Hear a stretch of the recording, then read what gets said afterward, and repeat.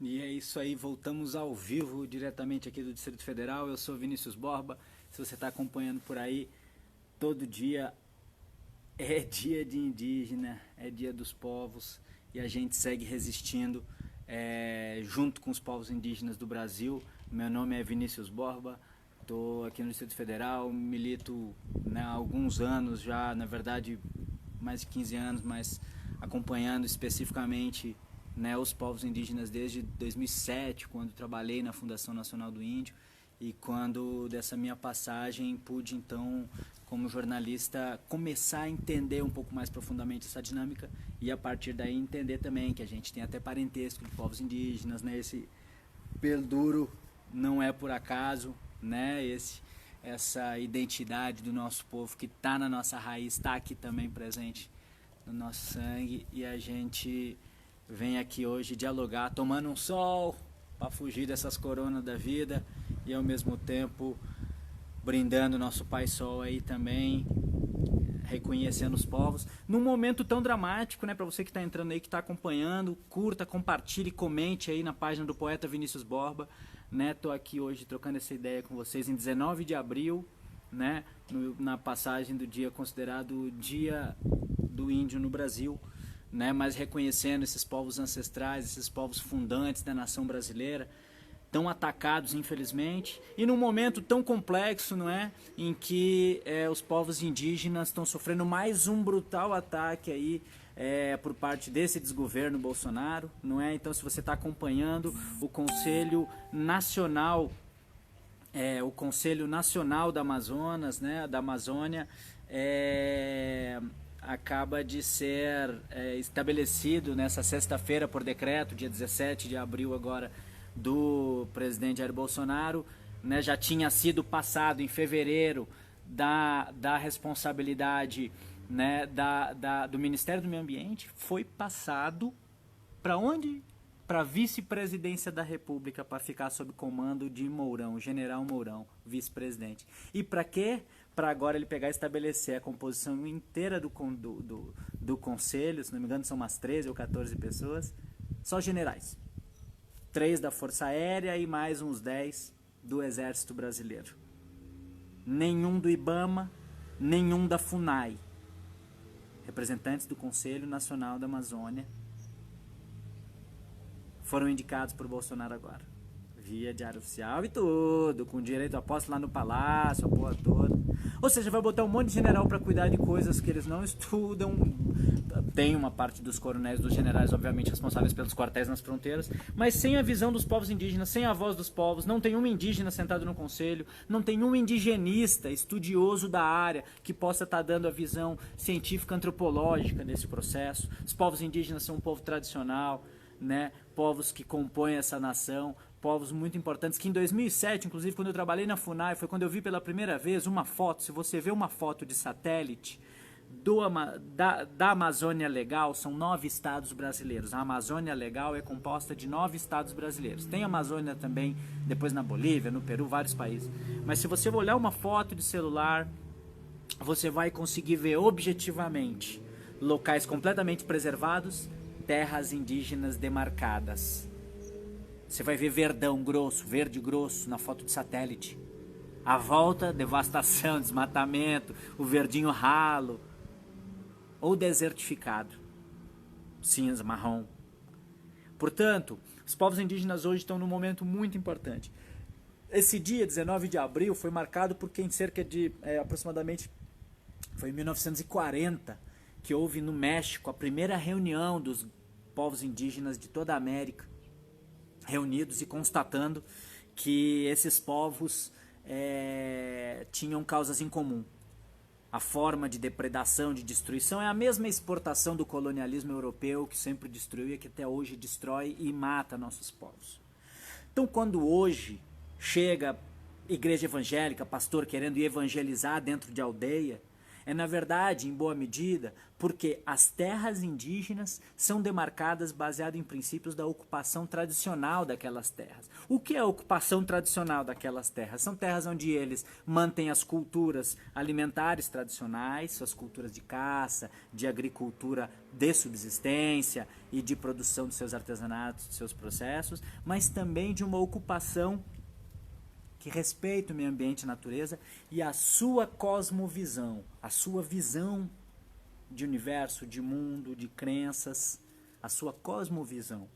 E não uma religião específica, mas uma cosmovisão, uma visão de universo, uma visão de mundo.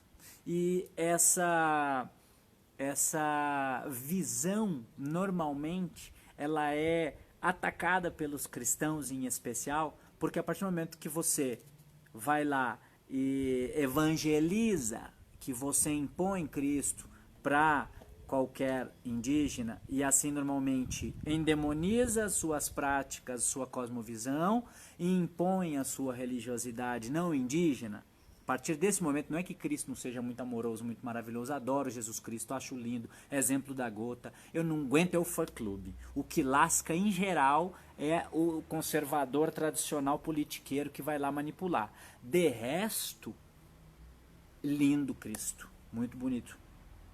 Mas não dá pra gente ir lá impor para povos tradicionais que já têm uma visão muito saudável de mundo, que protege a natureza, que defende os outros seres, que tem suas contradições, pode ter contradições, mas que não se comparam ao grau de desumanidade que nós hoje em dia promovemos enquanto civilização.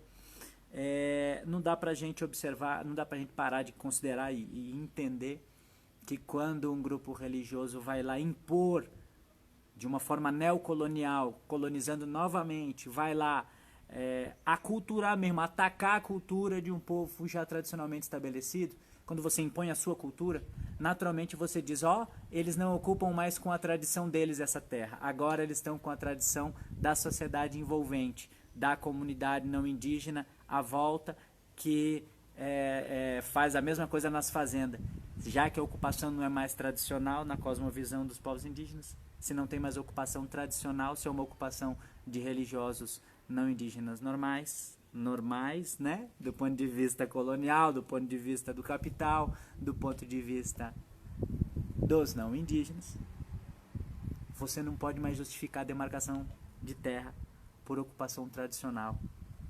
Portanto, aqueles povos preservarem suas tradições é indispensável para preservar o meio ambiente, para preservar a visão da natureza, desse paizão aqui, desse pai sol aqui, que evita esses corona, desse pai vento aqui, do pai planta, do pai ar, da mãe água, desses elementos da natureza, como fundantes na vida, como, enfim, como elementais, assim como seus encantados, assim como suas lendas, suas tradições, né, desde a montanha dos Macuxi lá em cima, desde esse povo todo, do grande rio, na grande cobra, todos os povos que têm sua visão e sua cosmovisão, tanto religiosa quanto amorosa e espiritual, a gente observa que isso tira a justificativa constitucional da ocupação tradicional das terras. Quando você impõe a Bíblia lá para aquele povo e diz, não, só assim se salvarão, enquanto eles estão lá salvos, direitinho, de boas, você vai lá impor sua Bíblia para dizer que vai salvar. Quando você chega lá para salvar, além de você levar gripe, doença, Covid, problema para eles, você vai lá e botar a exigência de que ele tenha o celular, a exigência de que ele tenha bens de consumo, de que ele libere a mineração em suas terras, de que ele deixe desmatar, porque tem que desenvolver, porque tem que isso, porque tem que aquilo, porque tem que acumular comida, porque tem que ter geladeira, porque tem que ter eletricidade, porque tem que ter internet. Ai, chega, cansa de pensar nesse inferno. E a gente vai lá impor que eles têm que ter antibiótico, que metade tem que morrer quando a gente chega. Toda vez que um povo isolado é contatado, ele tem que ser vacinado rapidamente antes que pegue uma doença e dizime aquele povo. Isso acontece várias vezes. E agora a gente vai botar 20 milico para cuidar do Conselho Nacional da Amazônia. Nenhum representante do IBAMA, nenhum representante da FUNAI, da Fundação Nacional do Índio, a organização, a instituição de governamental indireta responsável da gestão disso. onde tem os antropólogos, onde tem os responsáveis de fato por isso.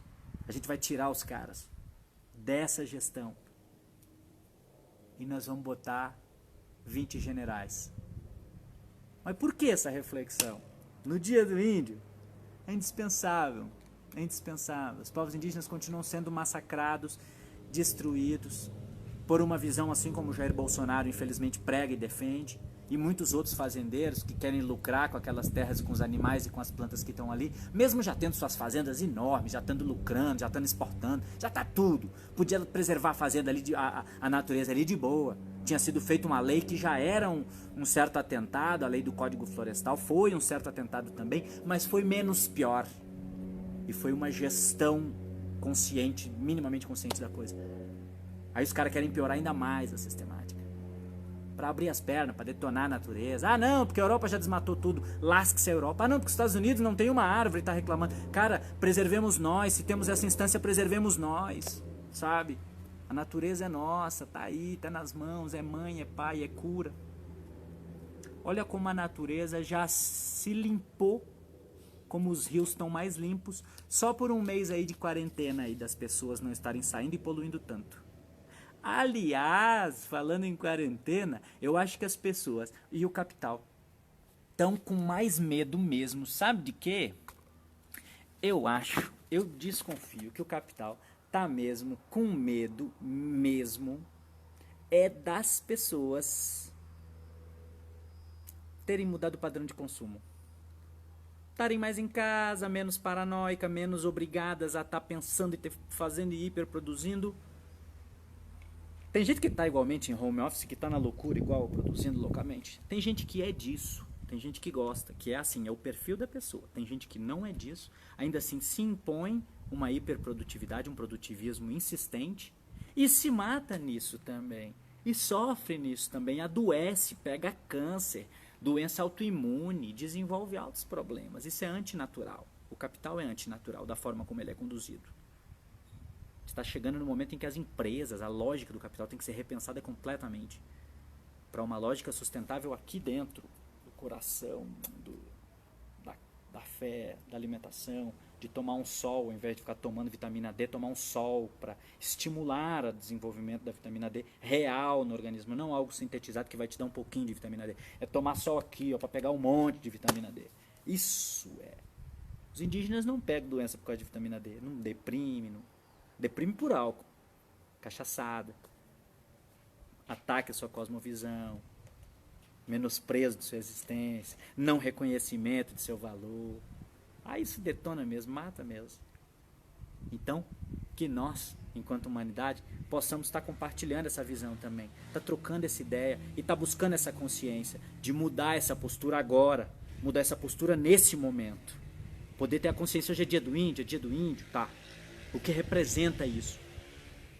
A música bonita que diz todo dia, grande John Pira, aí, ó, meu brother também aí ao vivo. Todos vocês que estão ao vivo aí, meu nome é Vinícius Borba, poeta aqui do Distrito Federal, trocando uma ideia com a galera. Compartilhe, curta esse vídeo aí, curta a minha página aí também, poeta Vinícius Borba. Compartilha essa visão aí, essa cosmovisão aí também dos malucos aí na cena.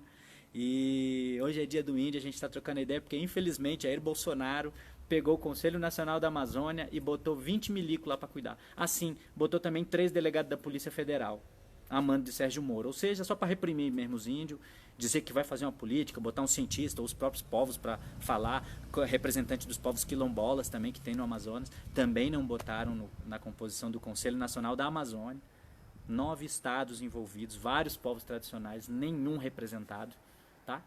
Mas agora vamos para a parte mais drástica dessa história toda. Você sabe o que foi a ditadura militar? Sim, de 1964, quando foi dado o golpe, quebrou-se a democracia, tomou-se a presidência de João Goulart, entregou-se na mão dos militares. Eles disseram que era temporariamente, iam ficar um tempinho só para transição democrática, blá blá blá. Vai vendo. Ficaram 21 anos mamando nessa teta aí. Dizendo que não tem corrupção, que não sei o quê, altos crimes, altas práticas corruptas, censura explícita contra a imprensa, ninguém podia falar nem nada. Infelizmente teve guerrilha, teve resistência armada, teve mesmo, como não ter. Houve muitos assassinatos, houve muitos desaparecimentos, muita tortura. O exército impôs ataques brutais. Os pensadores brasileiros foram muitos expulsos do país, grandes pensadores. Paulo Freire, um grande exemplo, foi acolhido aonde? Exatamente nos Estados Unidos. Os caras que eles diziam que seguiam, que era um exemplo, não sei o quê, pois Paulo Freire foi um dos execrados, dos expulsos aí da cena, que era um grande educador, podia ter emancipado esse povo todo. Os educadores brasileiros, quando chegam lá fora, vão lá nos países fazer pesquisa, doutorado, mestrado na Europa, nos Estados Unidos, chegam lá e perguntam, então, o que vocês fazem para a educação dar certo aqui? Os caras normalmente olham para eles e riem, dizem, você é brasileiro, você não sabe o que vocês fazem? Aí a pessoa diz, não, mas como assim? Aí os grandes pesquisadores europeus que a gente fica buscando, achando que eles é que são os salvadores da porra da pátria, dizem, o nosso herói é o seu herói. O herói dos grandes educadores acadêmicos europeus e norte-americanos do primeiro mundo, sabe quem são? Paulo Freire, rapaz.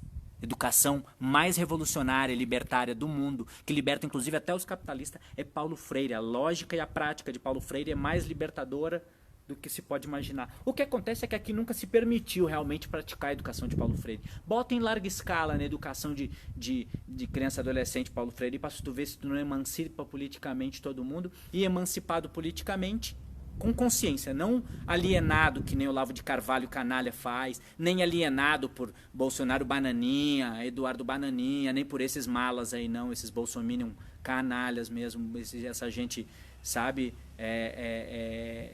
desnecessária, gente fascista, né, que promove, incentiva o ódio, incentiva a morte ao próximo, né? Esse tipo de gente não, a gente simplesmente desrespeita, né? Isso não é aceitável, né? Mas a gente vai observar que durante a ditadura militar, como eu vinha dizendo, de 64 a 85, durante 21 anos em que se torturou, matou, foi construída uma famosa avenida, uma famosa BR aqui no Brasil, né? A Transamazônica. A Transamazônica foi por onde se interligou, se não me engano é Belém Brasília, se não me engano, enfim, interligou o norte ao centro-oeste. E quando esses povos foram atacados e massacrados, existe um relatório, você dá Google, relatório Figueiredo, procura as matérias, eu vou deixar nos comentários desse vídeo, tá? Relatório Figueiredo, tudo que eu tô falando tem pesquisa, tem base, você pode olhar nas matérias, tá?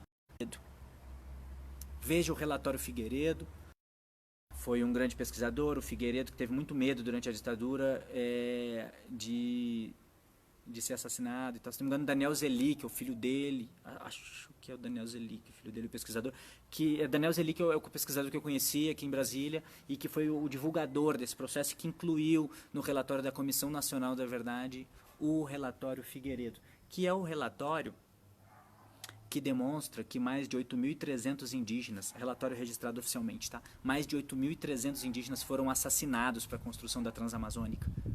Assassinados, fuzilados, houve todo tipo de tortura, todo tipo de assassinato, houve indígena partido no meio no facão, houve indígena estuprada, todo tipo de maldade, de absurdo foi praticado.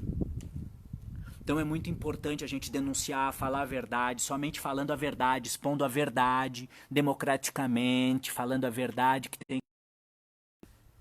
é que nós vamos compreender o grau de absurdo, o tipo de genocídio que foi praticado contra os povos indígenas no Brasil. E assim a gente vai entender que o exército brasileiro tem uma responsabilidade de guarnecer a fronteira, etc. Mas não tem que ficar acusando as ONGs que fazem o trabalho que deveria ser o governo, por meio da Fundação Nacional do Índio, da FUNAI, que deveria fazer, mas no final as ONGs acabam tendo que botar a mão, não é por ganhar dinheiro meramente, é para ajudar a preservar esses povos, é para ajudar a preservar os povos indígenas e as matas. Está lá o Instituto Socioambiental, o grande Instituto Socioambiental, o ISA, que faz grandes pesquisas, tem suas contradições também, suas dificuldades, mas não é antinacional, muito pelo contrário, defendem o Brasil tanto mais, muitas vezes, do que muito discurso de ódio, do que muito discurso fascista fica falando aí. Tem muitas ONGs muito sérias nesse país. E tem muitos povos indígenas hoje em dia, muitos indígenas hoje em dia.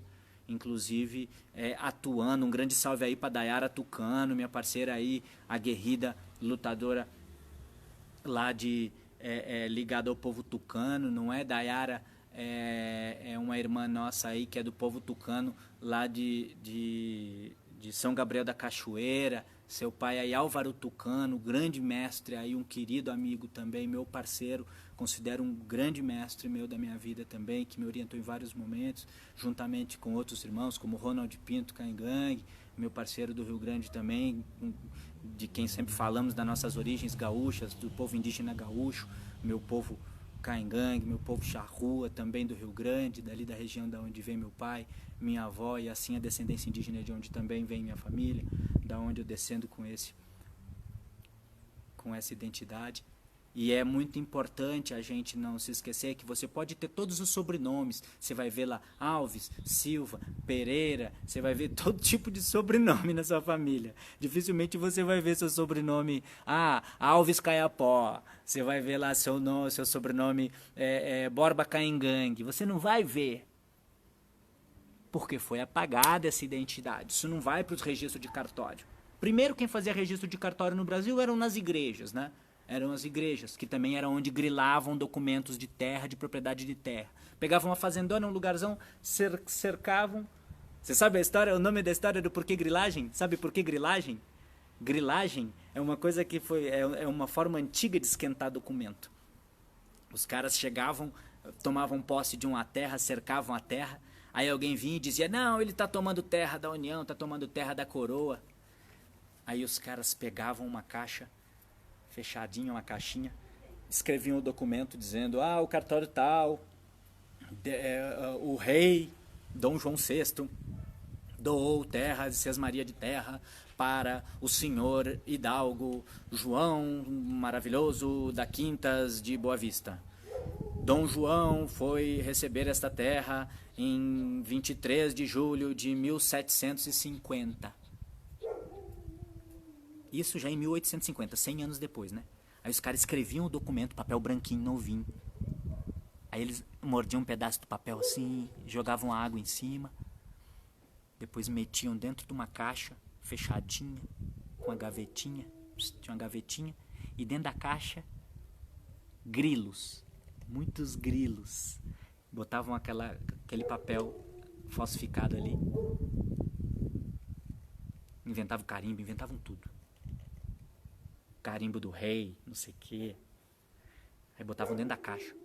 Aí o documento era mijado. Os grilos soltavam uma espécie de uma substância, um veneninho, uma substânciazinha natural dos grilos. Acho que 3 dias, uma semana depois, tiravam aquilo ali, o documento estava amarelado, meio esverdeado e tal. Parecia antigo. Davam uma amassada no documento, viravam um papel novo de posse. Dado pela coroa portuguesa, rapaz, é terra original, propriedade. Acontece que a gente vê agora um monte de milico tomando posse lá no Conselho Nacional da Amazônia, e a gente vê que também houve muita grilagem de terra ao longo da Transamazônica, logo na sequência. Abriu-se a Transamazônica, assassinaram 8.300 indígenas e houve uma grilagem expansiva de terras ali, muito grande. Criaram-se fazendas e cidades inteiras. Precisava desenvolver o Brasil, precisava ocupar. Ocupasse, mas ocupasse com bom senso, não com assassinato dos povos. Não para fim de grilagem, lucro, especulação, assassinando, matando. Aposto que não tinha indígena que fosse manso lá também, não como ser manso perante o assassinato, a doença, a invasão, não é? A invasão violenta, nunca negociada, nunca dialogada, sempre imposta. Isso é tradicional na cultura colonial no Brasil. Portanto, a gente está debatendo, fazendo essa denúncia aí. Hoje é 19 de abril, dia de debater os povos indígenas e agradecer aos povos indígenas que resistem, aos Kaiowá guerreiros aí, aos Guarani Kaiowá aí no Mato Grosso do Sul com suas retomadas. Sustenta as retomadas, irmão. Sustenta as retomadas, todos os povos tradicionais.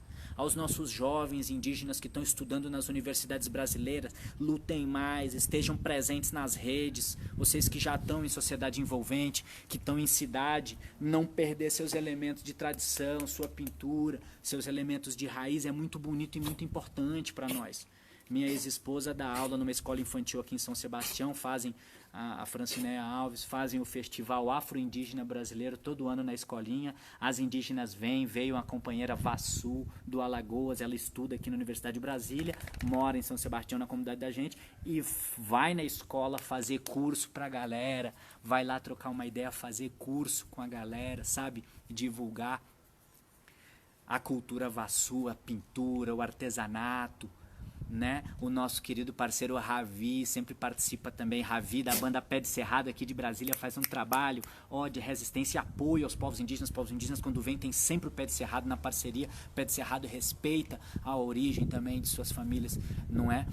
De povos indígenas, ainda que não esteja mais clara na linha genealógica, mas eles sabem que tem descendência de povos indígenas e assim respeitam essa tradição na formação do povo brasileiro e em suas famílias, e assim multiplicam e compartilham, não é? Esse posicionamento tão bonito de fazer com que para as nossas crianças no Centrinho, no Centro Educacional 01 em São Sebastião, chega a educação dos povos indígenas. Então, quando rola esse período, é lindo demais. E em setembro eles fazem o Festival Afro-Indígena e os indígenas vêm de verdade, vêm os funiô de Pernambuco, vêm dançar, toda a galera que promove o desenvolvimento e a resistência dessa tradição. Então é muito importante a gente conhecer os indígenas que estudam nas nossas universidades, reconhecer essa galera e fortalecer profissionalmente também, poder trazer para o meio das comunicações, dos diálogos de comunicação alternativos, dessas redes que nós temos, e assim a gente poder então trazer esses elementos fundantes da nossa cultura, do nosso povo, para perto das nossas crianças, para sabermos da lembrança amorosa e da presença viva desses povos que estão vivos no Brasil. Que quando da chegada dos portugueses aqui em 1500, eram aproximadamente 5 milhões de pessoas que faziam as ocupações aqui do Tronco G, né, do povo Guarani, do povo Tupi aqui. E aí a gente vai constatar depois que de 5 milhões de pessoas hoje se está em 800 mil indivíduos catalogados, mapeados assim, enquanto povos, numerados, sem contar os que estão em sociedades envolventes, em comunidades envolventes, em cidades não indígenas, né?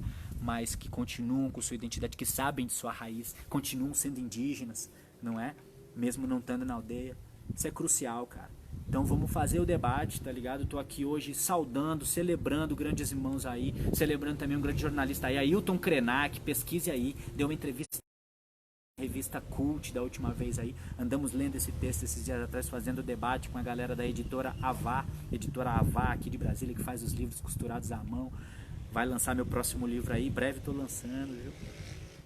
Editora Avá, fazendo os debates muito bonitos, todo domingo, agora às 17 horas, tem debate da Avá. Pode pesquisar aí na página da editora Avá, editora AVA, Avá.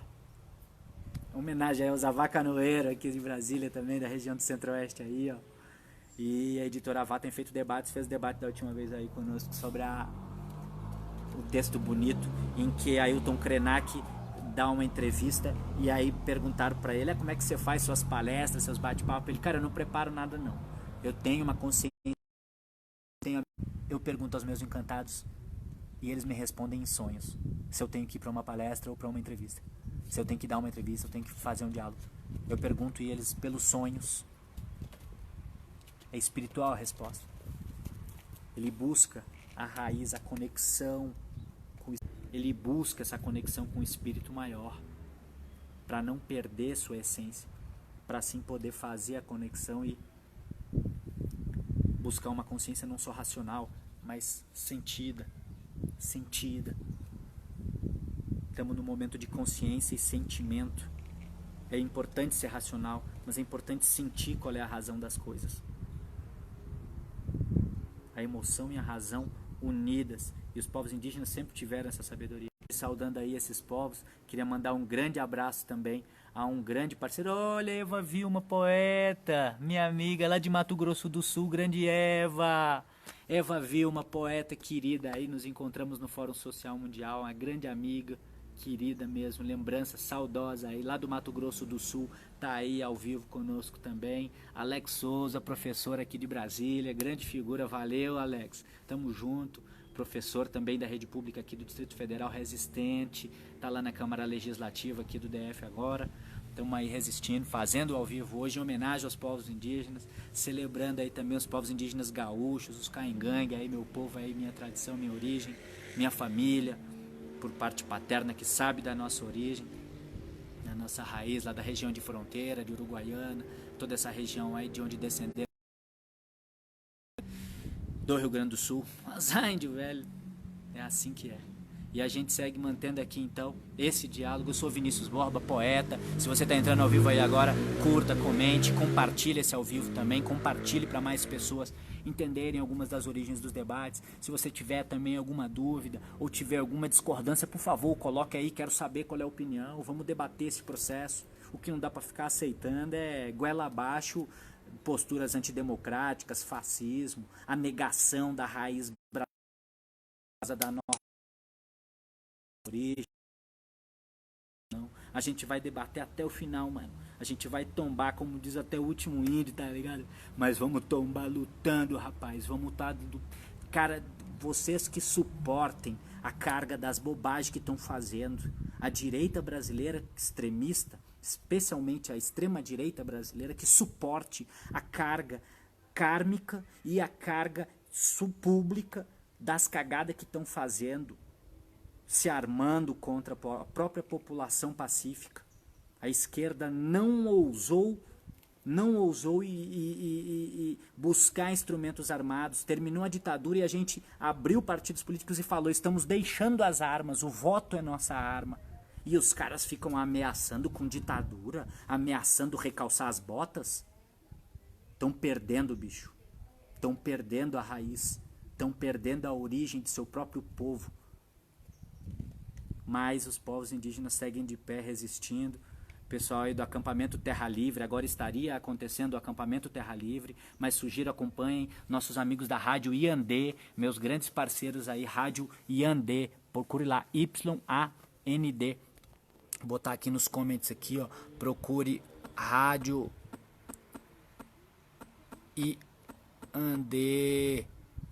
Rádio Iandê são meus grandes irmãos aí, ó, que são os parceiros que conduzem o debate e são as pessoas que multiplicam com a gente aí esse esforço, trazendo o debate da consciência contemporânea e a gente observar a construção desses povos indígenas que estão num outro momento, né, de existência, e a sua consciência ambientalista, né, ambiental, na verdade, é legal você estar comentando, a gente poder observar que na Constituição do Equador, agora em 2012, foi fundada uma nova Constituição no Equador, né? O Equador é um povo indígena muito forte, não é? Grande irmão aí, ó, também assistindo a gente, Ismael Duarte, né?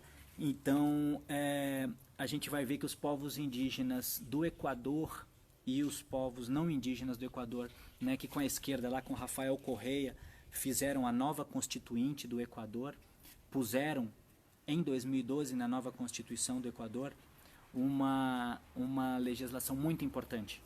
Eles trouxeram para dentro da Constituição o princípio de Sumak Kawsay. O princípio de Sumak Kawsay, orientado pelos povos indígenas do Equador, é belíssimo. Eu espero estar falando a pronúncia correta, não sei se é a pronúncia correta. Se tiver algum irmão aí indígena ou equatoriano que esteja acompanhando, que tenha noção sobre o princípio de Sumak Kawsay, mas se não me engano é esse mesmo nome, é a orientação que eles trazem mostrando o princípio também conhecido como bien vivir, o bem viver. O princípio de bien vivir foi quando pela primeira vez eles pegaram essa filosofia indígena e botaram a natureza como sujeita de direitos. Eles botaram a natureza, o meio ambiente, como sujeito de direitos na Constituição equatoriana. É o bem viver. Procure o livro O Bem Viver, de Alberto Acosta. Alberto Acosta foi o presidente da Constituinte do Equador em 2012 agora. é um grande jurista, foi presidente da Constituinte, não indígena, mas que reconheceu toda a grandeza dos povos indígenas amazônicos, equatorianos também, dos povos indígenas que são irmãos nossos também e que estão no Equador e que assim colocaram então a natureza como sujeito de direitos pela primeira vez na humanidade. Um explorador chamado Alexander von Humboldt. Alexander von Humboldt, escreve assim, foi um explorador, biólogo, um pensador, foi um explorador, na verdade, né, que veio para a América Latina e levou para a Europa. Né, eles vinham aqui, faziam as pesquisas acadêmicas, entendiam os povos tradicionais, estudavam a língua, estudavam os costumes, entendiam as estratégias de guerra, as formas de alimentação, remédios e organização social. Levavam esses estudos escritinhos para a Europa, chegavam lá e passavam isso para os governos por meio da... Os governos imperiais costumavam fazer essa estratégia de pegar o conhecimento dos grandes acadêmicos, como foi Alexander von Humboldt, vinham aqui, estudavam os povos tradicionais, levavam para a Europa, para os Estados Unidos, levavam para as grandes universidades. Nas grandes universidades eles estudavam como é que se organizava a política, qual eram os deuses, qual era a cosmovisão, né, a visão religiosa e de mundo e de universo, como é que era a alimentação desses povos. E aí o que eles faziam?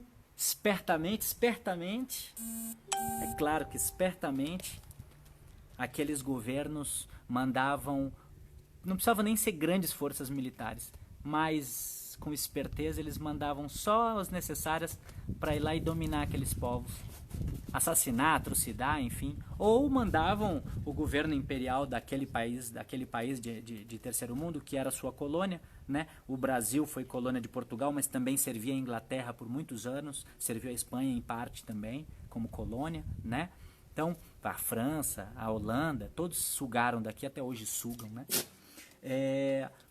Então, Alexander von Humboldt, e é muito reconhecido na Alemanha, muito respeitado, né, o instituto que oferece bolsas da Universidade Federal lá da Alemanha é muito bonito, né, oferece o programa Alexander von Humboldt, no Instituto Alexander von Humboldt e tal.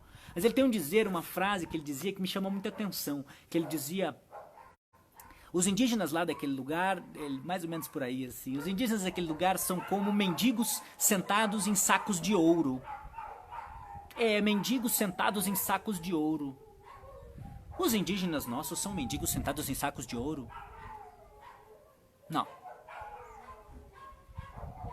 Estão sentados em sacos de ouro, é possível. Até de diamante, de natureza, de madeira, de outras riquezas. Muito mais estão sentados em riquezas de saúde, de limpeza, de alimentação saudável, de luz, de água, de calorzinho gostoso, de festas boas, de amor saudável, de consciência limpa. Sim, essas talvez sejam as maiores riquezas dos povos indígenas e que mais assustam os capitalistas e acumuladores. Sim, da forma como está o capitalismo tem que acabar.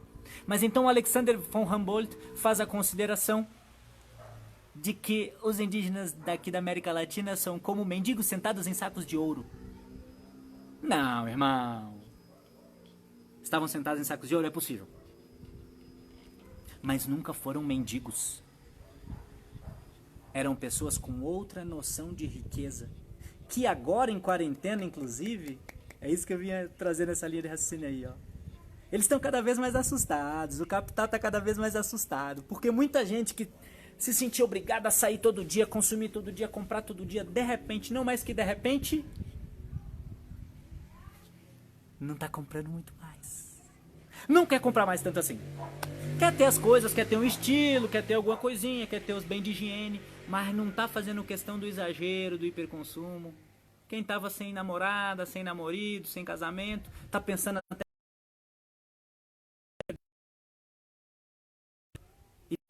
para a gente repensar e buscar beber na sabedoria desses povos. Essa inteligência. Como viver com o necessário. É possível. É indispensável. Mas é possível viver. E a gente precisa buscar e acreditar nessa história. Buscar essa nova consciência. Com esse amor. Esse era o amor que Cristo de fato pregou. Não o amor de ir lá e ocupar as terras, de ir lá e adoecer essas pessoas, ou impor uma cultura de fundação de igrejas e etc. dentro das terras desses povos indígenas. Eles já têm visão de mundo, já têm cosmovisão. Isso me lembra quando eu fui em 2011 mestre de cerimônia dos Jogos dos Povos Indígenas. Foi uma das experiências mais bonitas para mim como mestre de cerimônia, como jornalista, como comunicador, né? E sabendo da minha origem e descendência também de indígenas também, assim como meu pai me contou, que nós temos descendência de alguns povos também, de parente, né? Então, eu estou lá em 2011 na ilha de Porto Real, em Porto Nacional, ao lado de Tocantins. E eram 1.200 indígenas reunidos, 40 povos reunidos, por incentivo e força dos irmãos Terena, da família Marcos Terena, né? Marcos Terena, Carlos Marcos Terena, grande mestre, meu parceiro aí, um grande salve aí para Marcos Terena, sua família. As meninas dele lá também, a jornalista, querida minha amiga, oh Deus. Grande jornalista, a filha dele também, do seu Marcos, do seu Carlos. E no meio dessa jogada, eu apresentando os Jogos dos Povos Indígenas, e vários jogos, eram 7 dias. Eu fui o único mestre de cerimônia escalado, e eu era meio imaturo ainda, meio novo ainda na tarefa. Hoje já estou mais traquejado, mas na época, como mestre de cerimônia, estava apanhando. Aí fui apresentar os Jogos dos Povos Indígenas. Aí tava lá, jogos de arco e flecha, remo, tinha futebol também, obviamente. Os povos indígenas jogam futebol pra caramba. Ganharam os Gavião, Paracatejê. Foi os Gavião? Acho que foi os Gavião ganhar. E na arco e flecha também, os Gavião são monstros também. Os Gavião do Mato Grosso aí são pancada.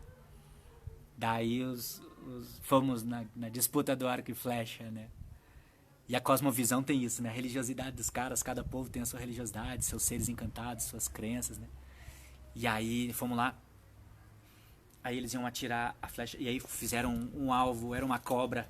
Aí essa cobra coral era o alvo. E fizeram grande, né? Assim, 2 metros por 2 metros. Era um quadradão de madeira, era o alvo. Pra eles acertarem no centro da cabeça da cobra. E aí, durante a disputa, eu narrava: então, senhores, agora vai o guerreiro Bororo, vai atirar a sua flecha, não sei o que e tal. O Bororo do Mato Grosso vai lá acertar. Silêncio na arena. Muita gente assistindo as arquibancadonas. Aquele barulho, aí fazia silêncio. E o cara ia soltar a flecha. Soltava a flecha e dava na cabeça da cobra.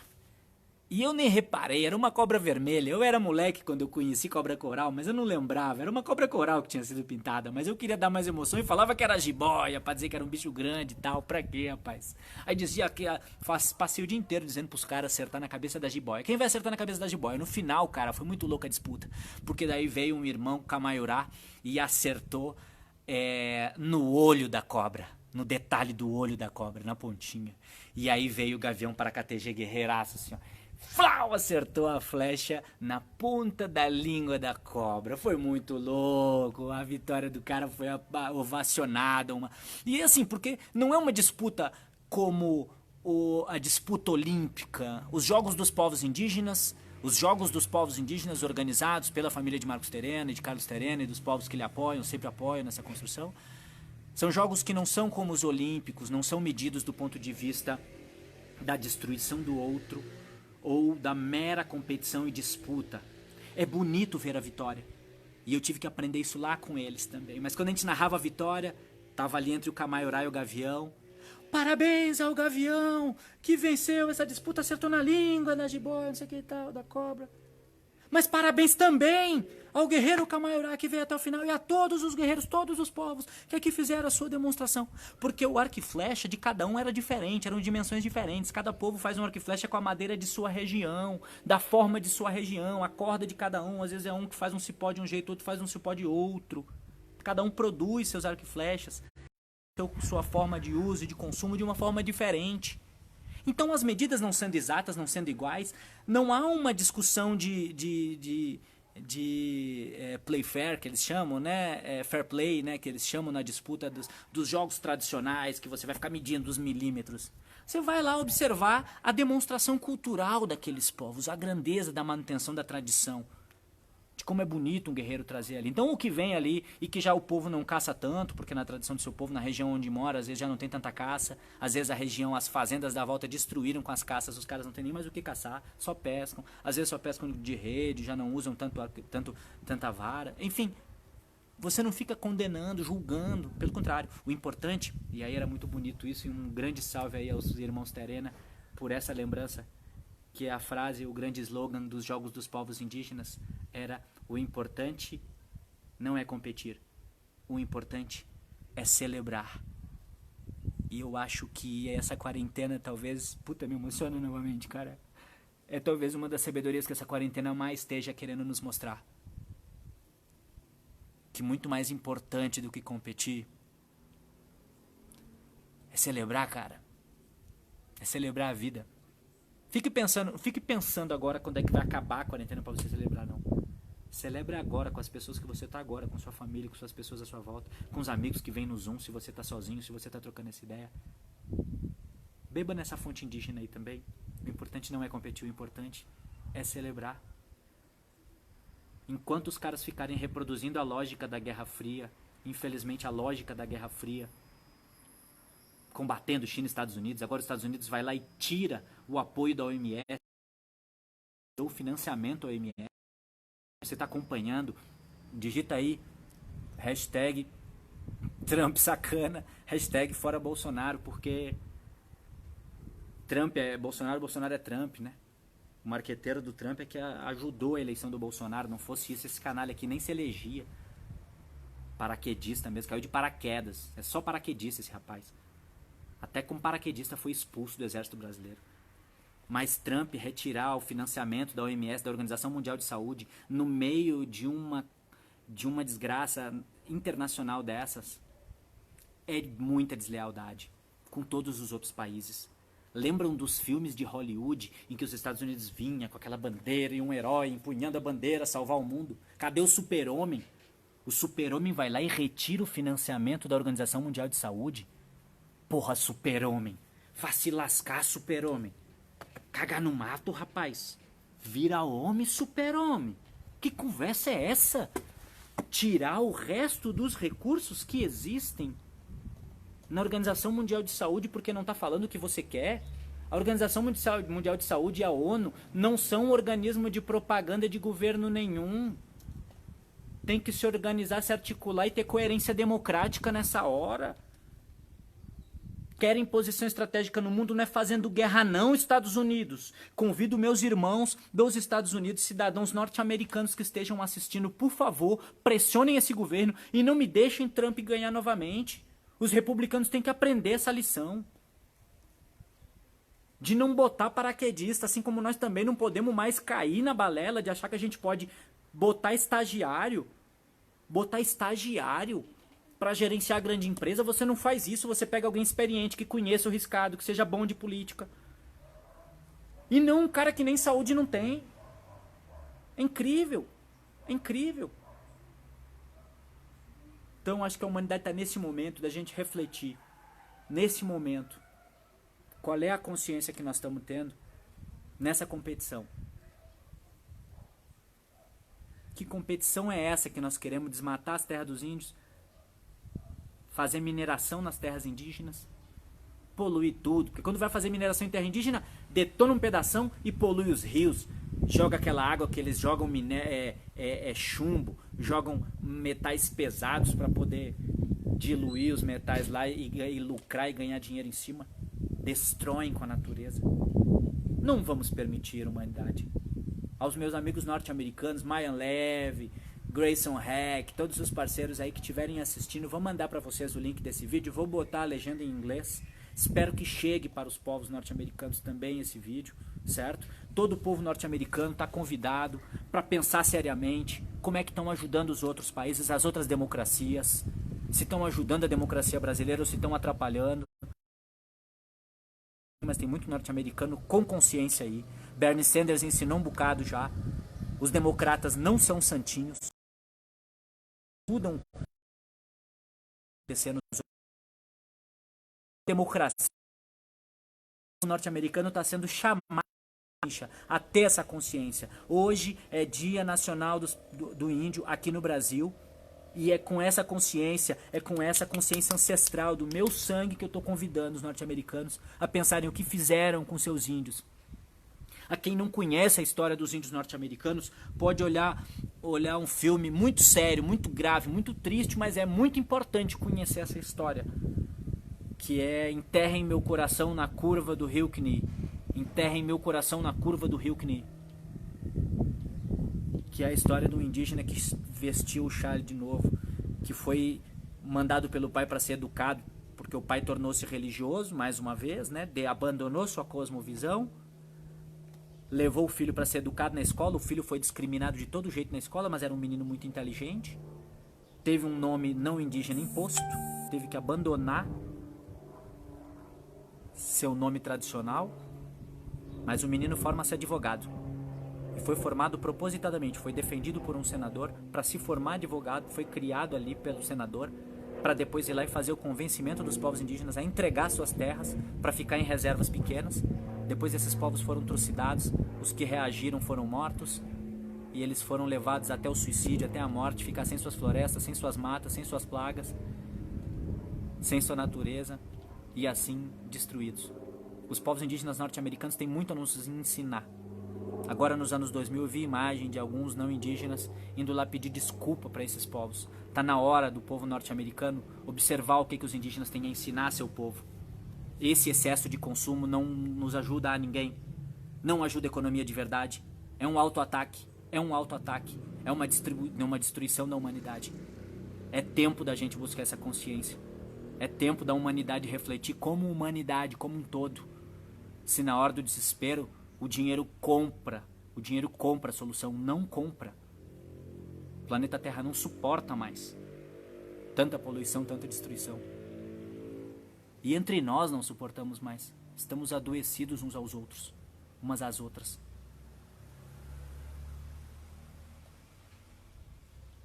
Então eu concluo aqui trazendo aí essa reflexão no dia 19, Dia dos Povos Indígenas. É tempo de mudar esse processo. E nesse momento eu acredito que é possível. Curta, comente, compartilhe esse vídeo aí também. Meu nome é Vinícius Borba, poeta. Vou estar lançando meu próximo livro aí daqui uns dias, Reencantar. Espero contar com vocês também aí nos próximos. Quem estiver ao vivo aí, muito obrigado aí pela audiência, pela paciência. Compartilhe, curta, comente. Eu estou soltando também no meu YouTube.